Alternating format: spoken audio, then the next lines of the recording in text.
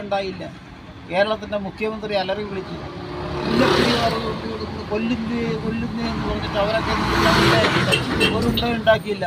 ഈ മുല്ലപ്പെരിയാർ ഡാം അടക്കമുള്ള കാര്യങ്ങൾ, പശ്ചിമഘട്ടത്തിലുണ്ടായിരുന്ന പാരിസ്ഥിതിക പ്രശ്നങ്ങൾ അടക്കം അന്ന് പറഞ്ഞ ഗാഡ്ഗിൽ കമ്മീഷൻ റിപ്പോർട്ടും അതിനെ പിന്തുണച്ച PT തോമസിനെയും തെണ്ടികളാക്കിയ ജനമാണ് കേരളത്തിലുള്ളത്.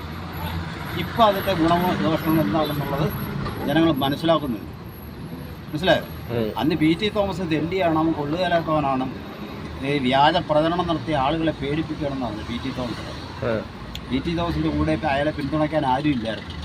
പക്ഷെ അയാൾ പാർട്ടിക്കാർ വരെ തള്ളി പറഞ്ഞിട്ട് അയാൾ പറഞ്ഞു ഞാൻ എൻ്റെ അഭിപ്രായത്തിൽ ഉറച്ചു നിൽക്കുകയാണെന്ന് പറഞ്ഞു. 6-7 വർഷത്തിനുള്ളിൽ ഇതിൻ്റെ പ്രത്യാഘാതം നമ്മൾ അനുഭവിക്കുമെന്ന് പറഞ്ഞു. നടന്നില്ലേ?